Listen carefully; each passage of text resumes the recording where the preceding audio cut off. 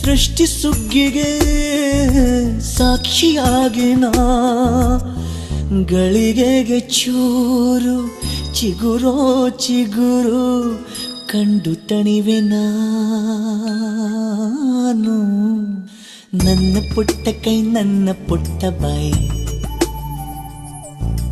ನನ್ನ ಪುಟ್ಟ ಕಣ್ಣನ್ನ ಪುಟ್ಟ ಕಾಯಿ, ಎದೆ ಮೇಲಿದೆ ಆನಂದದ ಈ ಸೋಜಿಗ. ನನ್ನ ಭೂಮಿ ನನ್ನ ಪ್ರೀತಿ ನನ್ನ ಬಾಳು ಬಾಳ ತುಂಬ